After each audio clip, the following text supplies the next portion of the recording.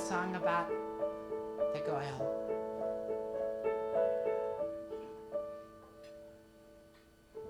Her eyes were bright, her lips were green, her hair it shone with brilliantine. Her voice was shrill but full of class. Her teeth were white but in a glass. And that is why that is why I love. Cosmopolitan magazine said that real men don't say L-O-V-E, so I will say like my Frieda. And we go shopping together. Sometimes we go shopping at Westfields, and that's very confusing, that place. And I have all these questions, and I don't want to ask Frieda because I don't want her to think I'm any sillier than I don't look already. So I'd like to ask you, if that's okay, questions like, what does Imelda Marcos put on her bunions?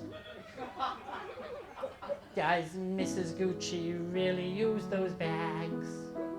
And did Miss Aphrodite wear a Laura Ashley nightie? Do the editors of Cosmo even read their mags? And does Ralph Lauren ever really play at polo? Does Calvin Klein fit into his own jeans? Because nobody else does. And do any of the Armani slouch around all day in their jammies? Does Mr. Hines sit down to his baked beans? If the devil wears Prada, what makes them flame retardant? Can you buy a body in a body shop at all? Would the world get that much hotter if we point those books of Harry Potter? And our Tim Tams just a health food after all? And why do they melt in your mouth and not in your hand? And our baker's delighted with the bread chocolate says that they are. And why don't they make frocks out of barbed wire, which would set the world on fire because they protect the property but wouldn't obscure the view? Did Audrey Hepburn really have that breakfast?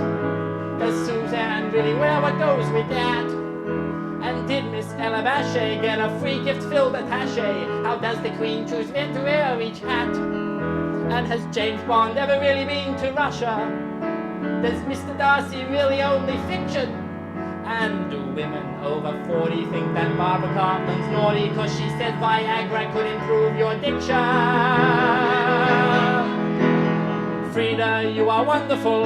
Frieda, you are swell. I danced with you till dawn and I didn't mind the smell. You're the equal in my coffee. You're the sand in my sunscreen. You're the pips inside my mandarin. Will I wake up from this dream?